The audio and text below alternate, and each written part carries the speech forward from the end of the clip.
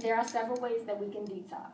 We can do juicing fast, water fast, raw foods fast.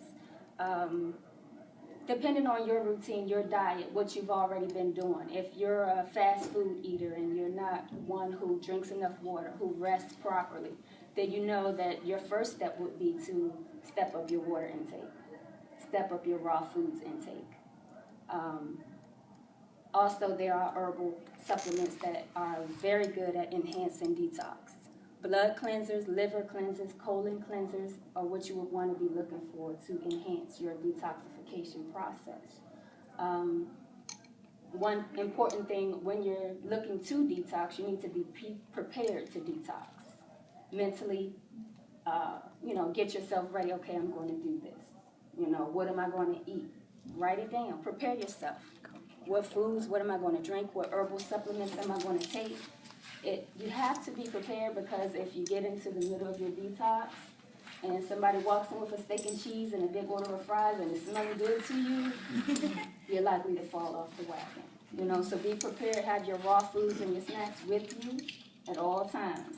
Okay. In your bag, your bag of walnuts and your raw snacks and your bottle of water. And just make sure you're prepared from beginning to end. How you start a detox and how you end a detox is just as important as the detox. So I would say, well, the detox is going to affect you different from the next person.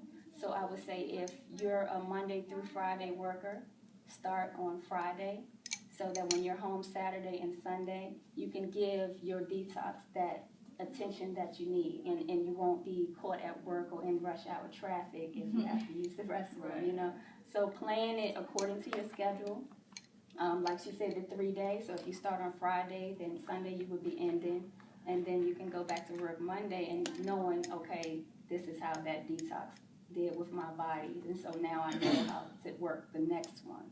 And as far as how many days, that would also depend on what you're able to do. I wouldn't ask a person who has never done a detox to do a 21-day detox, because it would be a waste of time and money if they spent like 6 or 7 days striving and then go and had some McDonald's on the 8th day, because they couldn't do it. So don't put any expectations on yourself that you can't meet. You know? Because you have your whole life to do it too, right? So you can start, have some success, and then plan for the next time. Yeah. I just want to mention, I'm looking to learn about like the capsule and herbal ways of detoxing like your different organs and parts of your body, because I just became vegan last semester. So I was able to, over a couple of years, take out the chicken and the red meat, and to the point where I'm comfortable now in veganism. So now I'm wanting to learn how to use the herbs and use the capsules and things like that. So I can just... So you want to know which herb is good for which organ? Yeah, because I saw how you mentioned that, when your body starts to feel a little lagged or when you feel differences, that's the time to put in a detox. Well, always pay attention to your liver, first of all, because your liver is what eliminates toxins. And then, so certain herbs that are great for your liver, milk thistle. Milk thistle is very good for your liver. And drinking herbal tea, they have milk thistle teas and capsules. So drinking that tea will also benefit your blood. And you can combine. Combining herbs is very good. There's a 3 trio that I always recommend: burdock root, dandelion root, and yellow dock root. Can I start writing some of these down? Absolutely. Okay. Those 3 herbs work great together. They're blood and organ cleansers, as well as dandelion is a mild laxative. So drinking those 3 herbal teas or those capsules would be very beneficial in a detox. If you want to look for a laxative, like if you're not regular, senna and cascada sagrada is a great herbal laxative.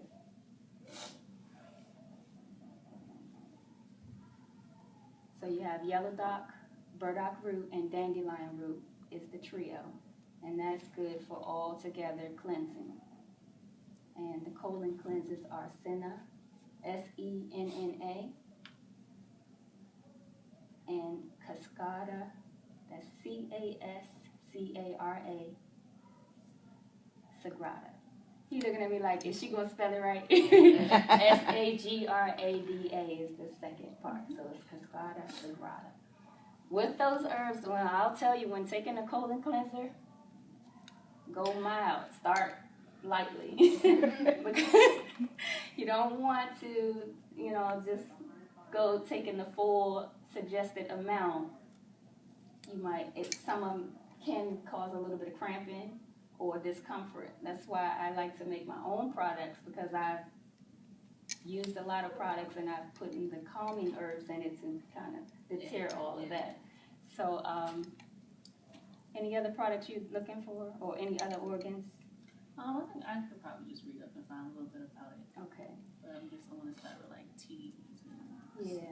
So I have a couple of things for you to think about as you're paying attention to your body. Mm-hmm. So again, if you're not moving your bowels every day, because if you think about your digestive system, it's basically like a pipe, right? Which starts here and ends back here, right? So it's a pipe. So if you're putting things in, things should be coming out because it's a pipe. And if it's not, then a detoxification may be important, but you also may need to look for other reasons why that's not happening. So detoxifications are a great way to support your body and help with elimination. However, you also have to see if there are other reasons why you're not eliminating appropriately. And if there are other reasons, then you need to address whatever those other reasons are. So you always want to treat the underlying cause. So just always be aware of that. So if you're not eliminating every day, you need to figure out why that is. If you're eating lots of junk foods, which hopefully you're not doing, but if you're eating lots of junk foods or fast foods or whatever, then that could be the reason, and eating more whole foods can actually change that without having to implement herbs as part of that process. If you're eating whole foods and that's still happening, then you might need to consider things like food allergies that are preventing you from eliminating appropriately. And while detoxification may start that process when you go back to whatever you were doing before, if that has not changed, the detoxification hasn't helped that process, you need to look to treat the underlying cause. And you need to be careful when you're using irritating herbs, because part of what they do is they cause an irritation of the bowel, and as a result of that irritation, you eliminate. Really what you want to do with your digestive system is you want to make sure that the muscles that are in your intestine are contracting and relaxing appropriately, because they should be moving things down the system all the time. And I'm not saying this would happen for you, but there are situations where people are having difficulty moving their bowels, and they find the herbs, and then they use the herbs, and they use the herbs for months, and they use the herbs for years, and then they actually are not able to eliminate without that, which means now you've created another problem. So instead of addressing the underlying cause, you've now created a different problem, right? And I know you've probably had to work with people that have done that as well. So we're talking about detoxification, and we're talking about time periods related to that. So I just want to kind of bring that up so that you're aware that, one of the first things that Denature said was listen to your body and find out what's going on with your body. And you always have to go back to listening to your body, because if you don't, then you may end up just substituting one issue for another. And that in naturopathic school, what we learn is, you want to treat the underlying cause of the problem, because once you remove that obstacle, the body will heal itself, right? And that it can do that through using herbs and nutrition and all the things that we're talking about. But you always have to make sure that you're addressing the underlying cause. Pertaining particularly to the bowel movements, is there a particular color that we should be looking for as far as that situation? So first you have to look, right? Fluffy. Right. Absolutely, and you want to make sure that if it's a different color, think about the foods that you're eating. If you're eating beets and then it turns red, that's okay. If you're using activated charcoal, that's one of the things you said, and it turns black, then that's okay. So you got to look first. Everybody's not willing to look, so you have to look and see what it is, and then just recognize, if you're eating a lot of greens, and it could be brownish green, and that's okay. So those things are okay. If you're not doing those things and you see something that's red or you see something that's black, then you need to see a doctor. And the reason why is because those colors are indicating that there's something wrong internally. So, if you're eating those things and you see that, that's great. Another thing that we used to do in school is we would check the transit times. So we would have someone do activated charcoal, or we would have them do lots of beets. And if you eat it, then it should come out of your body within 24 to 48 hours. If it's coming out 7 days later, then your body's telling you need to do a detox, right? Yeah, that there's something going on. So you can also use different foods that are going to change your bowels to give you an idea of is it moving through the system in an appropriate amount of time, to let you know do you need to do a detox. So that's always a good way to kind of check in with yourself. Yeah. The key is definitely to regulate and not become dependent on any herb or any other supplement. Herbs are usually meant to get your body back on track, and then it's up to you to maintain a proper diet and water intake to keep it going. You don't want to have to take an herbal supplement for more than 21 days, I would say. It could vary. That's great. But I would say 21 days, and then you need to give your body a rest and just eat properly. When you're not going to the bathroom regularly, I always recommend apples and cucumbers as well as water. Your body, not that it would get immune to it, because if you're deficient, then you need to take it until you are not deficient anymore. But it's good to have a variety of things because your body needs a variety of different nutrients. Yeah. Can you talk about the shape of like that stool is supposed to be, and undigested foods in your stool, and like what that means? Is that something that you should get looked at by the doctor? Is it that you're not chewing your food properly? And then I had another question after that, but I'll You ask should you. never see undigested food in your stools.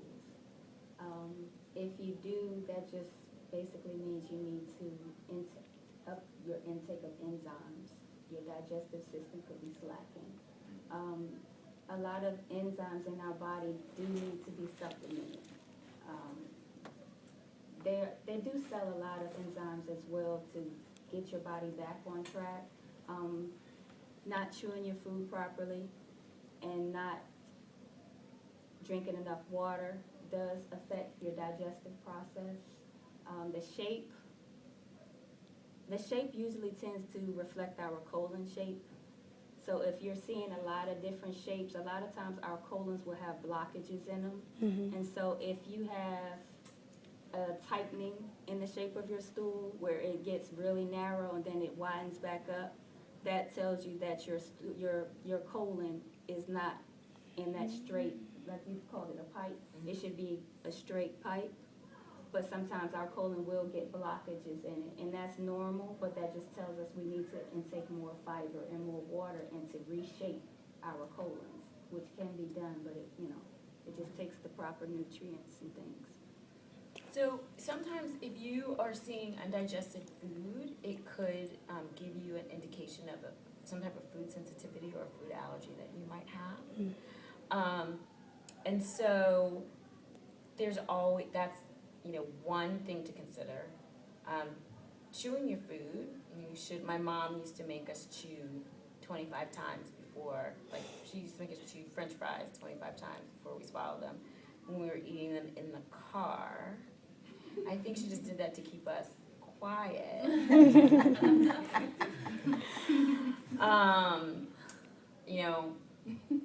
But the idea of chewing your food, consistently and slowly to make sure that you're actually digesting your food appropriately is very important. And undigested food can be a result of eating too quickly. It could be a result of not enough digestive enzymes. And sometimes it actually can give us some information about if you're having some type of food sensitivity or food issue. And so you can actually have what's called a comprehensive digestive stool analysis, which is CDSA. Mm-hmm. You can have those done, and it can give you a lot of information about your digestive tract and how your digestive tract is working. Often those can be done in specialized labs where they'll give you information about the parasites that are in your digestive system, if there are any, do you have the appropriate probiotics in your digestive system. It can also help you with what kinds of herbs you might want to take in order to help rebalance your digestive tract. So sometimes I do that with patients. It can be helpful from that perspective. If you find things to be like really hard pellets, then you're definitely having a digestive issue, whether that's not drinking enough water, or whether you're definitely having kind of, and it usually it may be hard for you to go to the bathroom. Also, you might feel like you're straining a little bit. That means you're having a digestive problem. So, for example, I personally don't do well with, I have a milk allergy, not lactose intolerance, but I have a milk allergy. So if I make a decision, because it is a decision, to eat dairy products, because I want some cheese or, I mean, I love yogurt, but again, it's still part of the dairy family. And if I eat a lot of that, then my stool will be harder as a result of that. So because I already know that that's a problem, I know what the outcome is going to be. But I didn't always know that. So until I learned about that, I was having difficulty or having problems, and I wasn't aware of that. So again, food allergies are a concern that I think people don't recognize. And then when they become more familiar and aware of it, then you can actually see how your body is telling you how foods are treating you, right? So when you're looking at the stools, that's one way for you to have an idea or know. Another way, when you're looking at your body, particularly around this time, if you're having a lot of sinus issues and sinus problems, there may be foods that you should be avoiding because it is impacting your body. So a detox at this particular time around spring and allergies, often I take my patients off of dairy products. I may take them off of eggs because those things actually tend to cause more mucus. Excess sugar could cause those, problems with allergies as well. So it's a way of kind of making sure that people are getting what they need and that their body is telling them, if you have really bad allergies, your body is telling you you need to eat something different. If you feel like you need to take digestive enzymes or take Tums before you're eating something, you probably don't need to be eating it in the first place, right? So that's not the solution. Oh, when I eat that, I just have heartburn. I guess I should take some Tums and then I should go eat the pizza. Like, your body is telling you that something in that you shouldn't be eating. And you can also see that in the stool as well. So that's, that's a detox, for example. So you mentioned probiotics. I recently heard something about probiotics and some other type of biotic.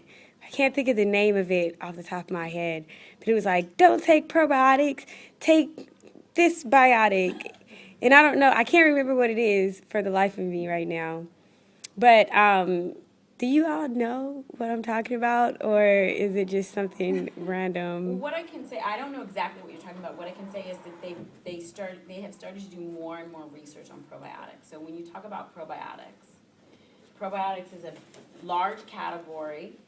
Pro means beneficial. So biotics are organisms. So there are beneficial organisms that are in our digestive system that are supposed to be there, that create a symbiotic relationship to help us break down foods that we're not able to break down.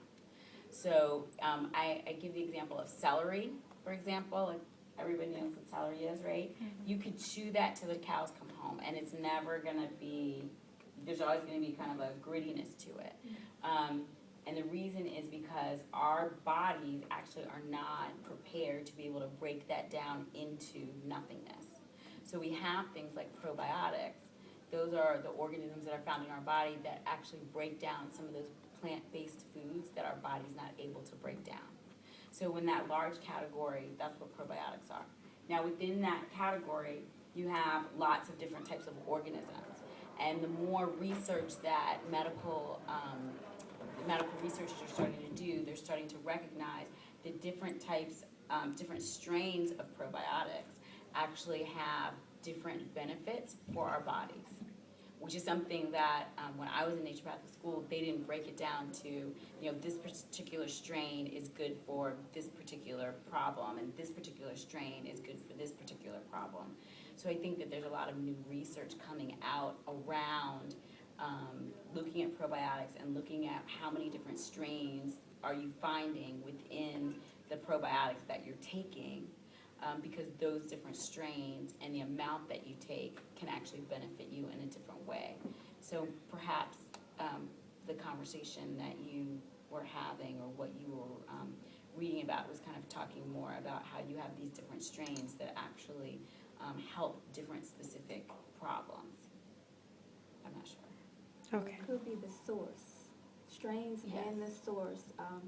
Because probiotics are found in yogurt, but they're also found in raw green supplements. Mm-hmm. So, and probiotics are definitely beneficial for women because they help with as far as candida, which is very common in women. So I would definitely suggest anybody looking for a probiotic supplement to find it in a raw green supplement, vitamin or what have you. Okay. And just for, since we're on probiotics and you were talking about milk, for the ladies, I know that, say eat yogurt because it helps regulate your feminine parts. But I know that yogurt, dairy itself causes lots of mucus, which is kind of counterproductive to that. Can you guys talk about that a little bit? Well, yeah, that's what I was just saying, that if you're looking for a probiotic to benefit your women parts, then I would say find it in a green supplement. As a matter of fact, I have one with me. It was in my purse. This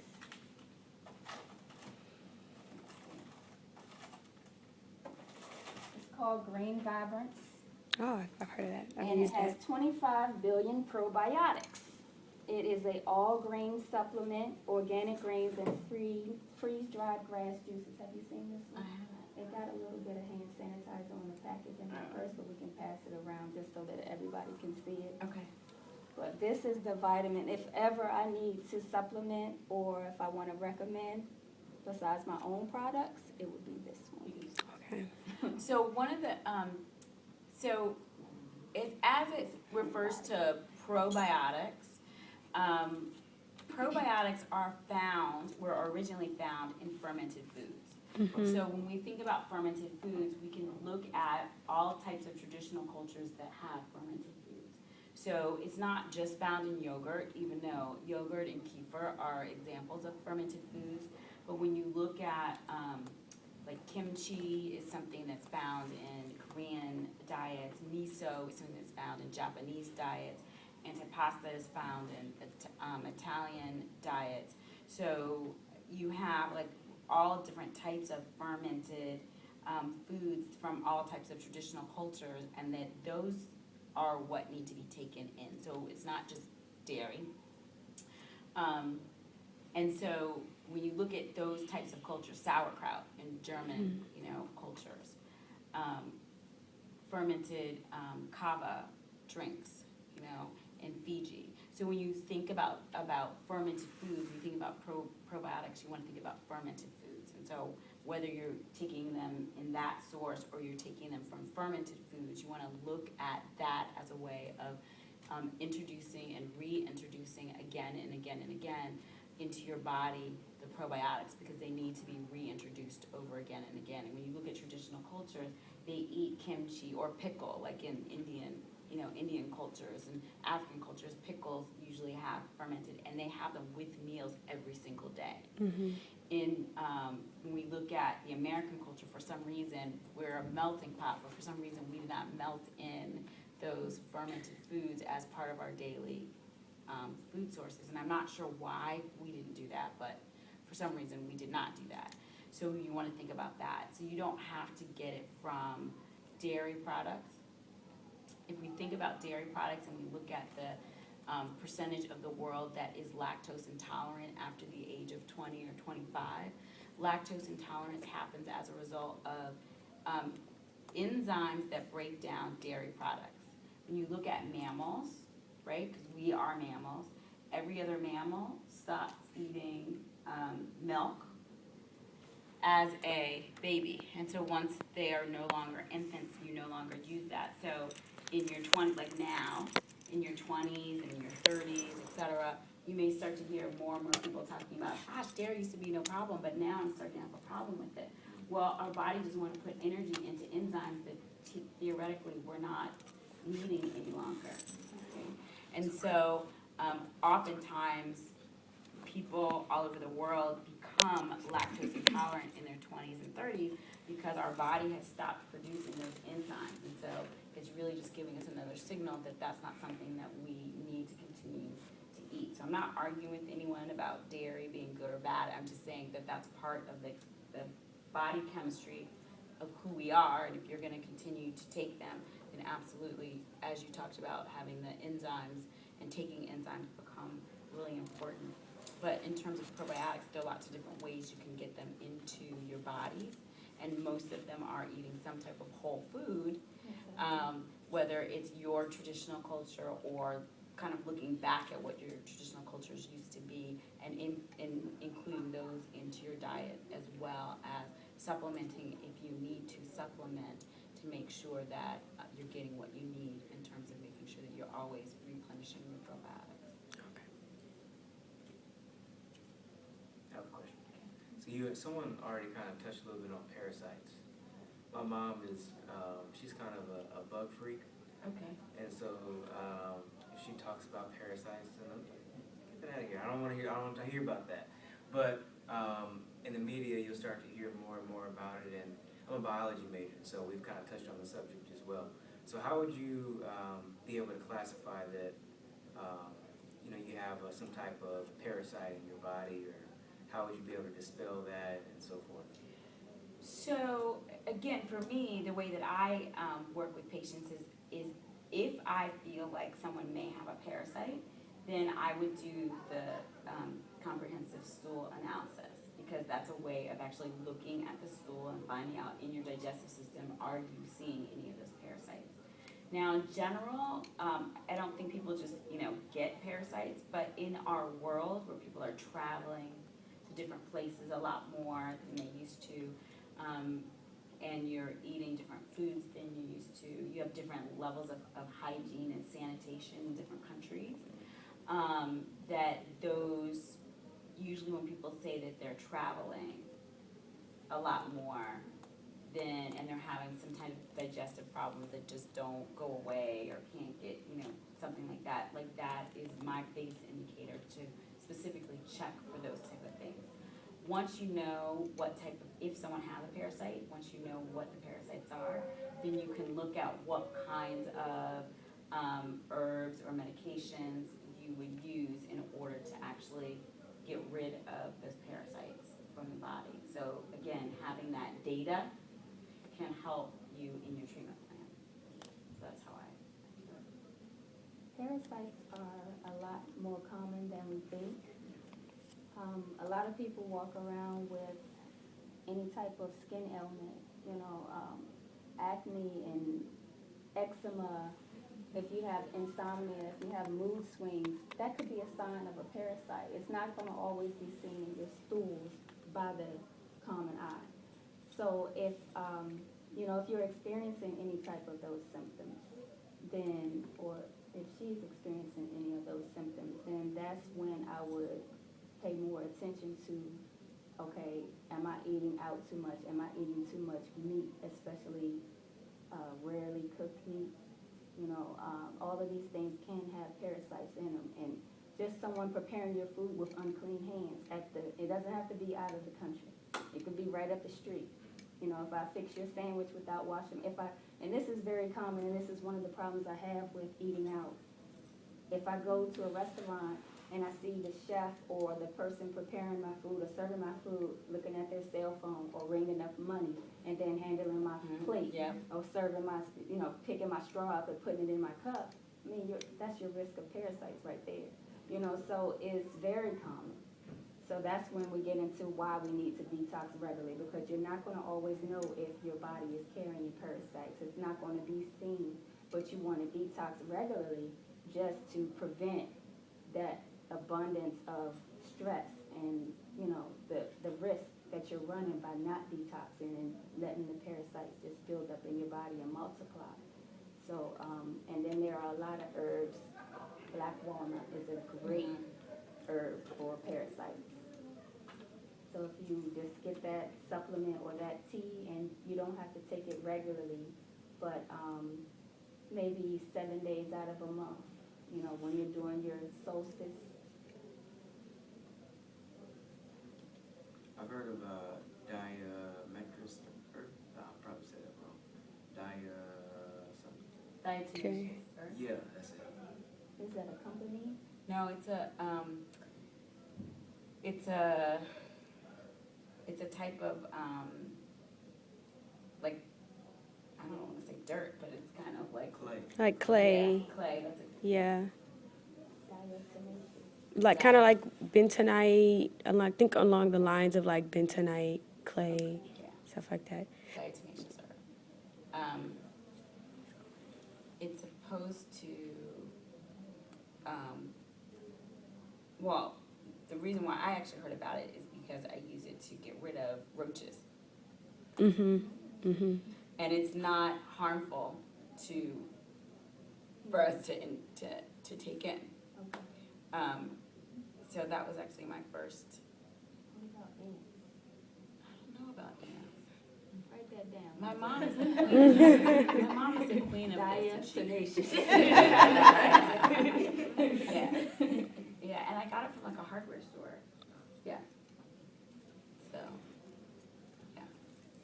That actually leads me to asking about laxatives, because I know that's kind of, since it's a cleanser, but I know there's bulk laxatives and then another kind, and I can't think of the name of that either. But I know a bulk laxative is the like the bentonite is more of a bulking laxative.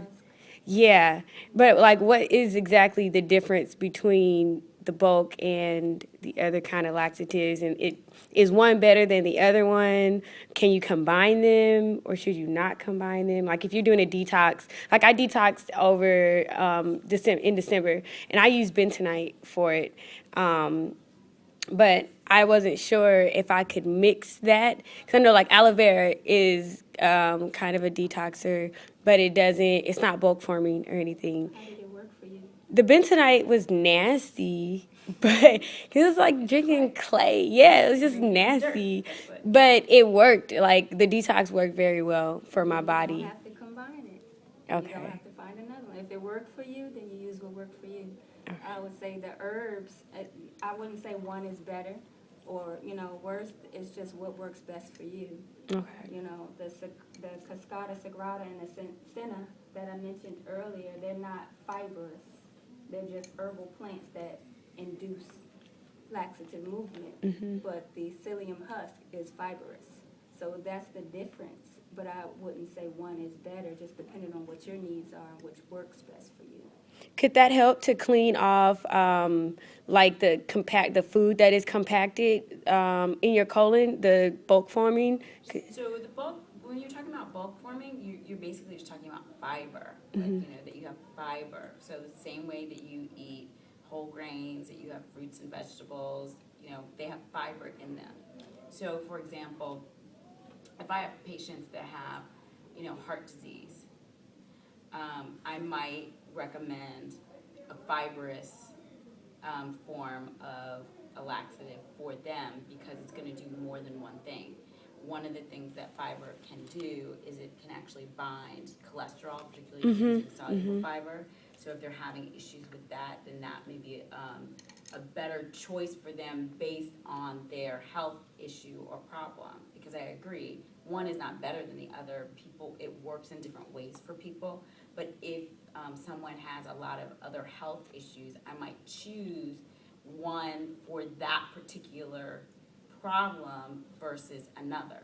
If someone is having issues with constipation for some reason, particularly in children, I would rather them do something fibrous. So I might recommend psyllium for a child as opposed to the Cascara Sagrada for a child, right? So again, not that one is going to be better or worse, but I want to actually change the way that they're thinking about treating their child. I want them to eat more fruits and vegetables. I want them to eat more fibrous products, seeds, nuts and seeds. And so I want to try to introduce it in a way that would encourage them to actually not just take the herbs, but also change their diet and kind of have a different mindset about how they want to do it. So when if I am recommending one versus the other, then there may be some reasons, because we've already talked about 21 days of using a particular product, herbal product at one sitting should be enough, because you don't want your body to be dependent on it. But psyllium husk is something that you might be able to use for a longer period of time. But I might also say, can you take some chia seeds? Can you take some flax seeds? Can you use those things? So start moving from an herbal supplement to a food-based supplement, particularly if I want people to actually start eating more foods or seeing foods as a way of detoxifying medicine that they can use for themselves and for their bodies. So I might, use those options instead. Okay. And actually, another thing I wanted to say when we were talking about the liver, not only do you don't always have to just take things internally. I really like having patients use castor oil packs as part of a detoxification process. And so if they're not taking it in, people from the West Indies are like, castor oil, I don't want to. Yeah. They do these things called washouts. And so, but you can actually use it externally. So after they get over the shock of, oh my God, she's going to make me take this internally, you can actually use it externally by putting it on like an old towel, like hand cloth, and you put it on your liver. Okay, so if everybody takes their right hand and they look for where the rib cage is, and right under your rib cage is where you're going to find your liver. So you take that and you put that right in that area, right? And then I generally say put like some kind of like plastic wrap over top of it, or a plastic bag over top of it, because castor oil is sticky and you don't want to mess up your clothes. So you just put it over top as a protection for your clothes. And then you can put like a hot water bottle or something over top of it. It's very relaxing, and just sit there for 20 or 30 minutes. That's a great way of actually detoxifying your body and detoxifying your system. It's also very relaxing, so I encourage people to do some breathing at the same time that they're doing that. You might find that you fall asleep, so if you're having some issues with insomnia, for example, you might want to do that right before you go to bed. So that might be another example, and that's a thing that you can do as part of the detoxification process. So I recommend that. You all might not have access to tubs in your campus dormitories, but if you have an apartment, I really recommend Epsom salt baths, because that's another way of kind of detoxifying your system. It's another relaxing way of relaxing your system. And you can put herbs in your in the tub. My first year of medical school, I had to do I had calendula, hops, lavender, and rose buds, and I put them in with sea salt and Epsom salt.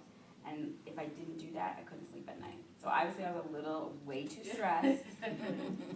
So I'm not recommending. But I did that, and I could sleep, and I actually had a really good night's sleep. So that's an issue of clearly I was feeling overwhelmed. It was my first year of medical school. I was very overwhelmed.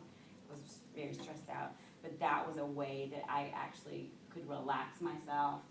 I could support my detoxification process, and I actually got a lot of sleep. So not only internal things you can do, but there are external things that you can do as well that are very important in the detoxification process. Absolutely. I would add yoga Yeah. to that list, because there are a lot of yoga positions where a lot of spinal twists, a lot of toxins will run to our spines and our bodies. So if you're just sitting in your chair and you just twist your spine, you're actually detoxing. There are a lot of other things like oil pulling, skin brushing, Yes. where you just brush your skin with a brush before you get in the shower. That's a The detox. Those are good sauna. ones. Yeah. It's because your skin is It's your largest The organ biggest for organ elimination. covering the body. So yeah, so when you brush your skin, you're eliminating toxins. Have you heard of oil pulling? Yeah. Okay, so What is that? Those were that was in the news in the last couple of weeks, actually. yeah, Yeah. when you put oil in your mouth, I usually recommend either olive oil or coconut oil, and you swish it around your mouth for about 3 minutes. Well, they 3 minutes up to 20 minutes. I have to be honest. I don't do Can't 20 do it that minutes. long, right? I know. I'm just being honest. You but, just swish you it know, around, and it actually draws toxins out of your body, and then you have to spit it out. in the But, garbage. You don't want to spit it into like the Sink. sink or whatever, because over time you're gonna clog up your sink. So Yeah, so that's Olive oil, definitely what was the other suggestion? coconut oil. or sesame oil. I use sesame oil too. Yeah.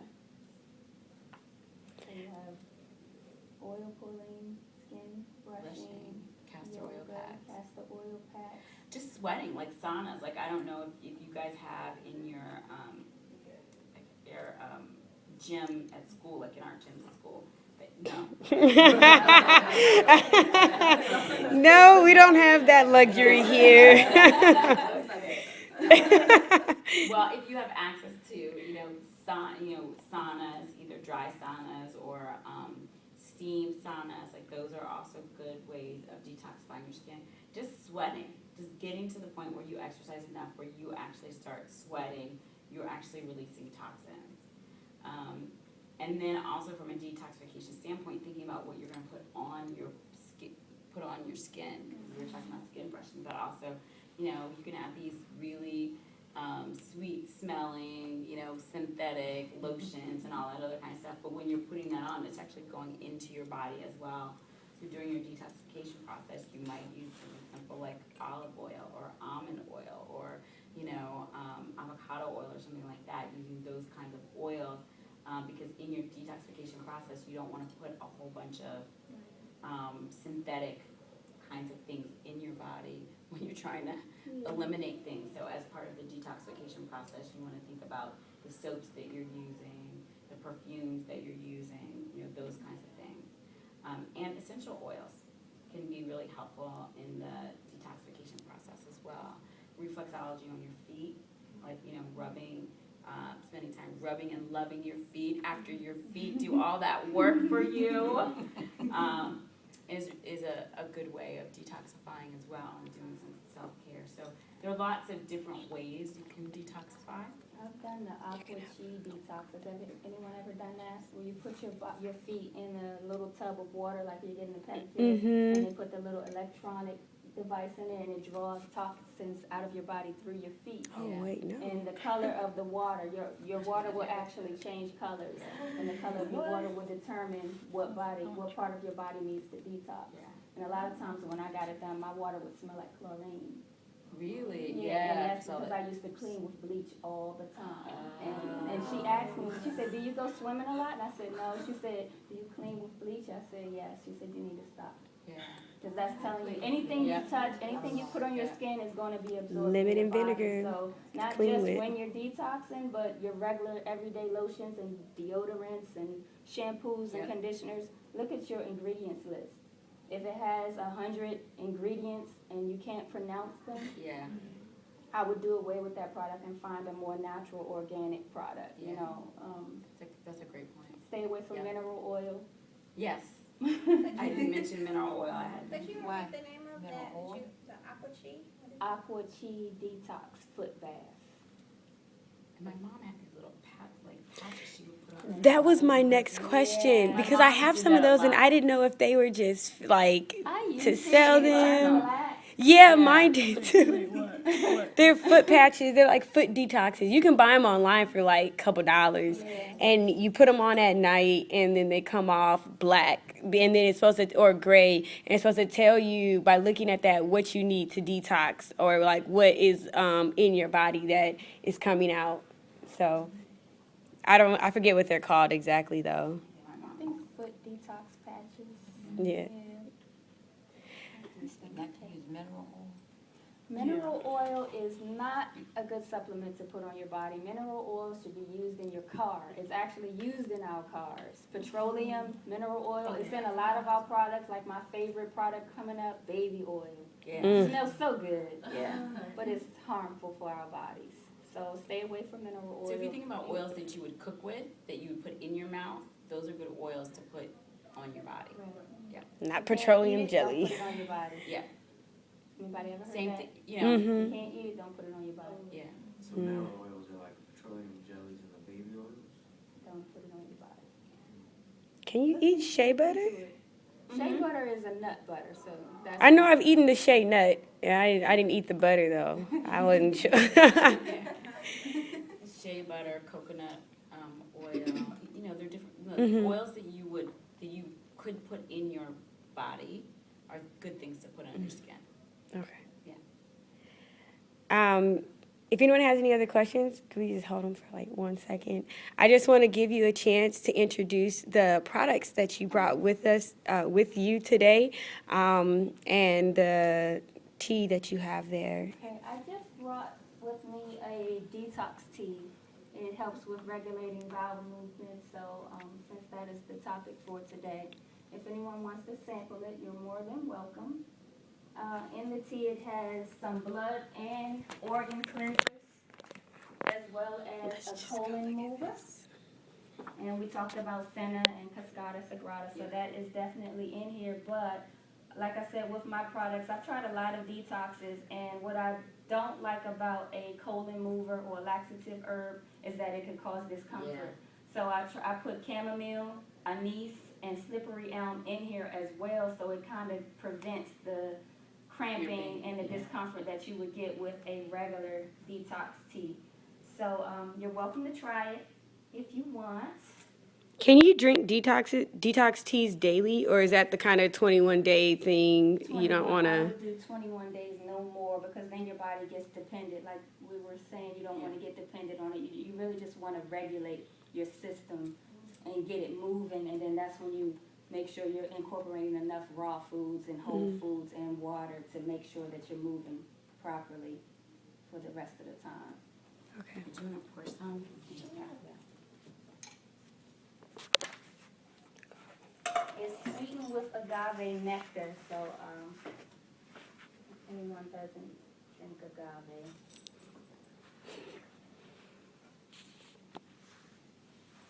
Thank you.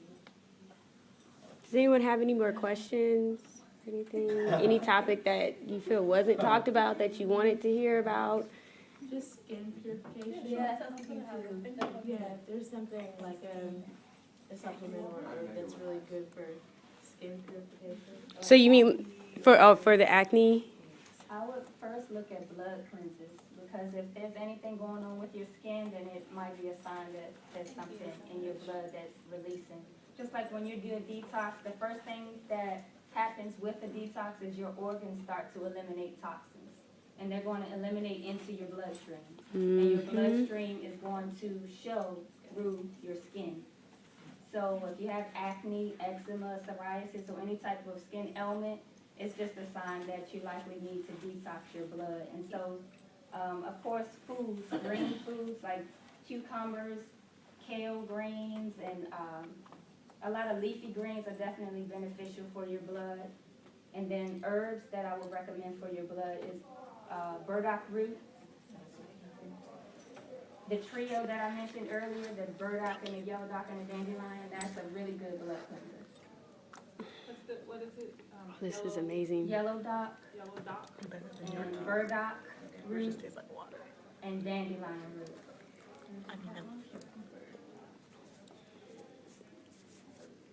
How Jay did you do that? When I make her drink this, she be like, "Thanks, Mom." So you know what happens afterwards. Yeah, she be, because her room is down below mine. I could just hear it. I'll call, Najee, where are you? I'm in the bathroom. Thanks, Mom. When patients come in my office and they have skin problems, like sometimes they have cystic acne, for example, which means that you not only just have acne on your face, but you may have it on your back and on different parts of your body. It could be because you're having hormonal imbalances, particularly for women and for men. So oftentimes people don't, think about that. So when people come in and they talk about, my skin, I want to get my skin cleared up, one of the first things that I do is I make sure that they're having appropriate oils. Like, are you getting enough flaxseed oil or evening primrose oil? Like, those kinds of oils are really good, and you can get them by taking the oil, or you can take flax seeds and grind them up, and then you also get oil from that as opposed to flax seeds that are whole. I always look at people's diets. Oftentimes, part of the reason why you could have a hormonal imbalance is if you're not eliminating by having bowel movements every day because you're not eating enough fruits and vegetables. What will happen is you release toxins into your intestine, and you're supposed to be released from your intestine out of your body. If it doesn't get released out of your body, it can be reabsorbed.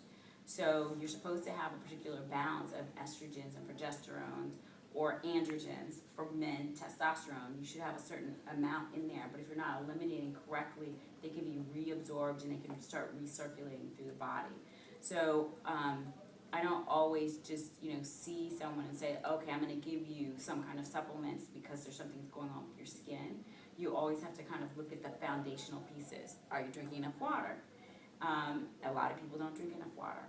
8 a lot ounces a day? Is that something like that? Well, what I recommend for patients is 1/2 of your body weight in ounces. Mm-hmm. So if you're 120 pounds, that's how much I am, that would be 60 ounces of water every day. So that's approximately 8. But if you're 200 pounds, then you should be drinking 100 ounces of water every day. So, and you can use that for little children going up, so you can kind of make sure that you're getting an appropriate amount for whatever that you need.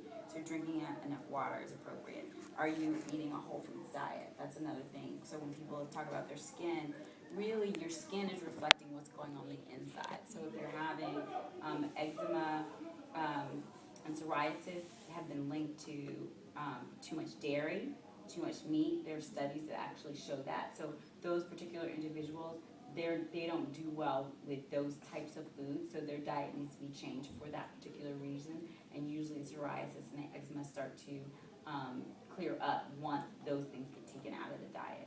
So absolutely, you have to detox yourself. But after you finish that detox process, what is it that you're doing every day on a consistent basis to actually make sure that it doesn't come back? Those are the things that you need to actually start thinking about. Like, what are you eating? Are you getting good oils? Are you eliminating correctly? Do you have a hormonal imbalance? So if you're having a lot of skin problems and you also have bloating and back pain or mood swings or other things like that, that it's not just the detox process that you need to do, but you need to actually change your lifestyle, and the combination of those things, you start to have the acne begin to go away, as well as people who have cystic acne, which means that they're having elimination issues all over, then they may need extra support. So a lot of the things that she was recommending for detox, I might give them lower doses over a longer period of time to help them kind of clear that up. And then that's when the baths might be really important, or the castor oil packs for the liver may be important because you might need some extra support for that as well. So just be aware that your skin is giving you an example of what's going on internally. And so when your skin is not the way that you want it to be, you need to kind of look at the foundational pieces of your diet as well. Yeah. Have you ever heard of the skin condition seborrheic dermatitis? Mm-hmm. Okay, so what causes that? Again, internal skin condition is what it is, which means somehow your immune system is interacting as a result of that. So you have to address the immune component of it, which could be the foods that you're eating, your stress level, how you're dealing with that. And when you make those changes and you calm down that inflammation, then you notice those symptoms actually begin to go away as well. I don't know if y'all discussed it already, but what role does pH play with your digestive system? Your pH level for your body? Well, our bodies need to be at a balanced pH, which is usually around 7.5. When it becomes too alkaline or too acidic, then that's when we can develop ailments. An acidic body is like a welcoming to disease, to viruses, to parasites. So it's good to test your pH level, and if it's ever below 7, then you want to look into what foods you've been eating. A lot of raw foods would be more alkaline, so that will put your body above 7.5. Drinking the proper water, there's a difference in, like I see you drinking the Fiji water, so you know the pH is about, 8?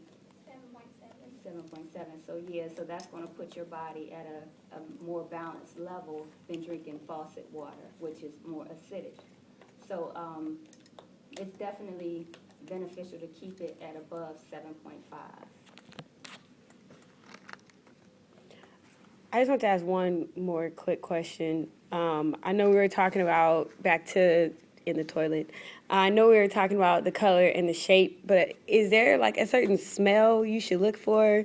Or just because, like, some people, if you eliminate and it doesn't stink, or if you eliminate and it's like, oh my gosh, what did I eat today? I like that chlorophyll, because that prevents the odor, right? When you're using the chlorophyll, it pretty much tells you what you've been eating, because when you eat a lot of flesh, animal products, they pretty much rot in your digestive system. I know it sounds disgusting, but that's what happens. So it's going to smell like it has rotted in your system. And if you're eating whole foods and a vegetarian or a vegan diet, then your stools are likely to smell less horrendous.